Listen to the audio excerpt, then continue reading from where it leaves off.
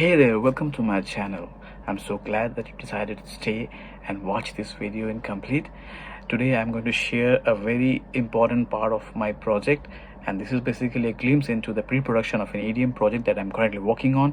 I will try to share as much details as possible so that you can have something useful out of it, and this will give you a basic idea about what are my mixing tricks and tips, and I hope you will enjoy this video.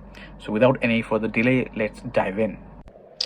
Okay, so to begin with, let's observe the volume levels.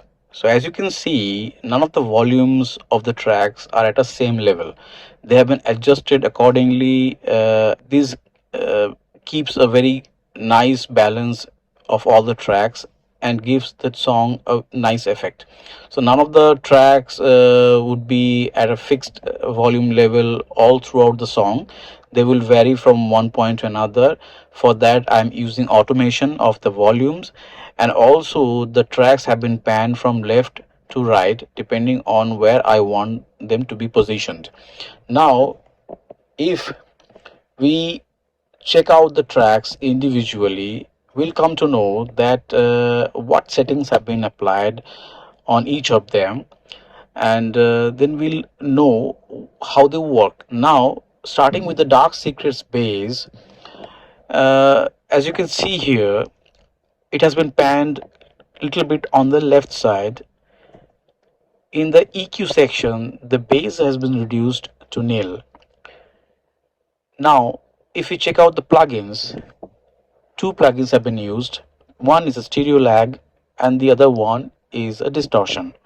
Now the stereo lag is a third-party plugin. It's an external plugin that we get on the Apple Store, and it has been panned on the left side with a 5.1 milliseconds of delay, and this gives us very nice stereo impact to the track. Now, and we also see audio distortion being used here, which is already available in the plugins library of GarageBand, and except for the bottom two settings, that is soft clip gain and wet dry mix, all the other settings have been kept at their default, and these two have been changed accordingly.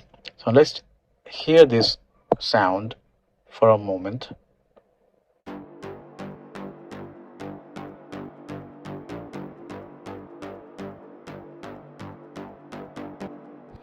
So this is Dark Secrets bass that I've used.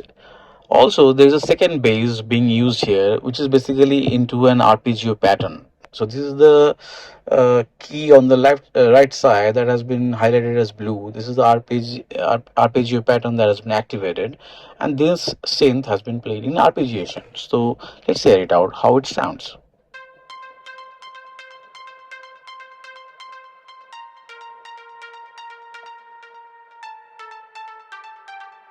So this is how the arpeggiated synth basically sounds.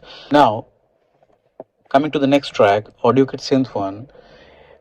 This is basically a arpeggio synth that has been created on AudiokitSynthone and has been imported into GarageBand. If you want to know how it's done, there is a video link above. You can check it out.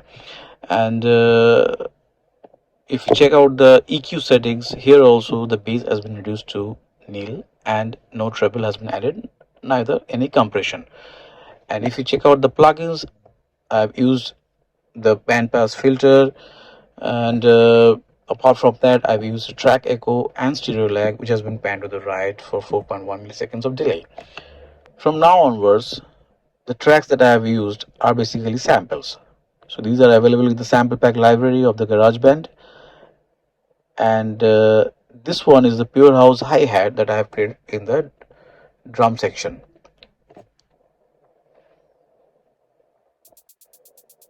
So this is basically a hi-hat pattern that has been created.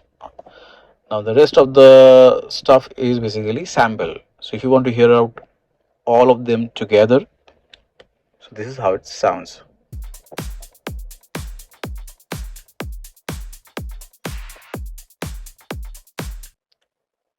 All right.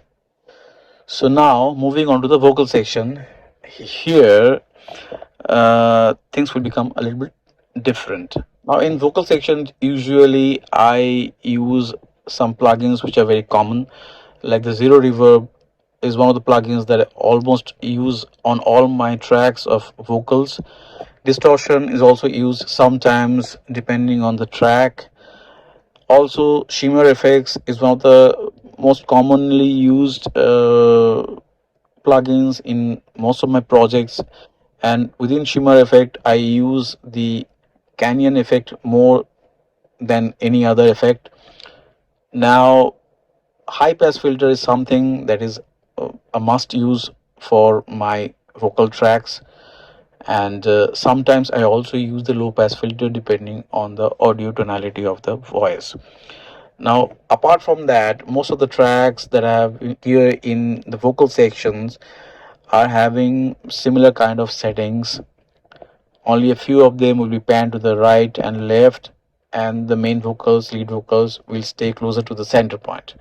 So, like these ones are the main ones. Now, I hope I have covered each and everything, as because there's not much of track in this particular project, and it makes the project simpler to work with. And I always try to keep it simple by not adding too much of plugins, so that the final mix is clear. And I only use very selected sounds that are impactful, and yet not very much dominating on other tracks. So the selection of sound is very important for me. So now let's hear the full song and enjoy. I'm not a rebel that you think I am. I don't wanna follow. I see the truth behind. I'm not a rebel. Call me a problem. Don't wanna follow. I don't wanna live by your lies.